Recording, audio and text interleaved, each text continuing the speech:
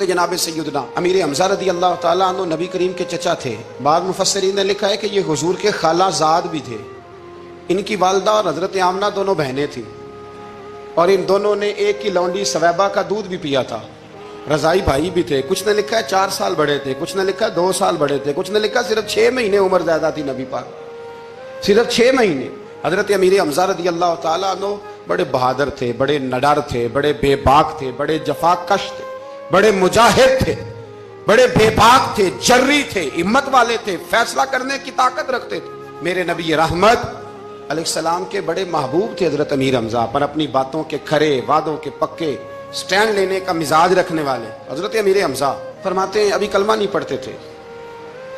کہتے ہیں میں شکار کے لیے گیا تھا، واپس آیا تو واقعہ یہ ہوا کہ نبی کریم علیہ السلام نہ کوہ صفا کی پہاڑی کی طرف جا رہے تھے، تو رستے میں ابو جہل آ گیا، اس نے حضور کو نہ برا بھلا کہا۔ میرے نبی کریم علیہ السلام نے نا آج اس کے جواب میں خاموشی اختیار کی۔ خاموشی بہت بڑا طوفان ہوتی ہے، چپ رہنا بہت بڑا طوفان ہوتا ہے۔ حضور خاموش ہو گئے، مکمل کوئی بات نہیں، حضور دیر تک خاموش رہے۔ نبی کریم علیہ السلام جب خاموش رہے تو سر پٹایا، اور اس کے ہاتھ میں ڈنڈا تھا، حضور کے سر اقدس پر دے مارا۔ حضور کچھ نہیں بولے، خاموش رہے، سر پہ ہاتھ رکھا، گھر تشریف لے کے وہ لونڈی دیکھ رہی تھی۔ نبی کریم علیہ السلام تشریف لائے حضرت ختیجہ کے گھر۔ اتنی دیر میں حضرت امیر حمزہ آئے تو اس لونڈی نے نا جناب امیر حمزہ کو مخاطب کیا، چونکہ اس نے حضور کو بھی دودھ پلایا تھا اور جناب امیر حمزہ کو بھی برابر کی محبت تھی، رضائی والدہ تھی۔ حضرت امیر حمزہ کو دیکھ کے کہنے لگی امیر حمزہ کہاں سے آ رہے ہو؟ کہا شکار کھیل کے آ رہا ہوں۔ فرمایا کیا فائدہ تیری بہادری کا، کیا مطلب ہے تیرے اس سارے کارنامے کا، کہا ہوا کیا؟ تو وہ لونڈی کہنے لگی کہ آج میرے سامنے ابو جہل نے ڈنڈوں سے اتنا مارا ہے کہ حضور کے سر اقدس سے خون نکل آیا ہے، خون نکل آیا ہے۔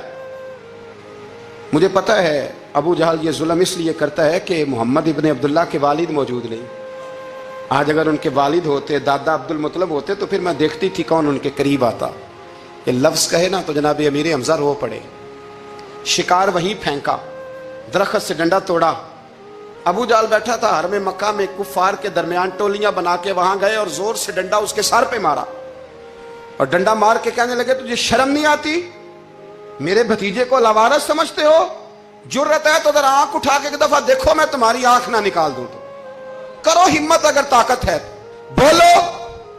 اللہ اکبر۔ جب یہ لفظ کہے، جب یہ بات کری تو ابو جہل کانپنے لگا۔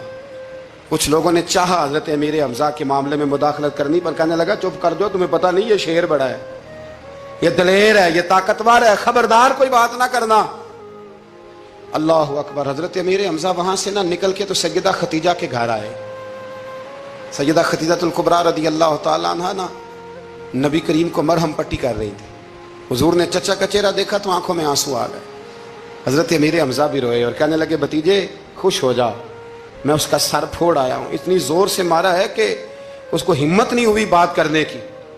حضرت امیر حمزہ کے جواب میں محبوب فرمانے لگے چچا میں ابو جہل کا سر پھوڑنے سے تو خوش نہیں نہ ہوتا۔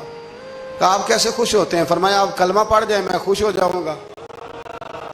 تو حضرت امیر حمزہ کہنے لگے کلمہ پڑھنے سے راضی ہو جاؤ گے، خوش ہو جاؤ گے، بس اتنی سی بات؟ فرمایا ہاں۔ تو کہا پڑھاؤ کلمہ، پڑھاؤ کلمہ۔ حضرت محبوب کریم نے کلمہ پڑھایا اور جناب امیر حمزہ اسی وقت مسلمان ہو گئے۔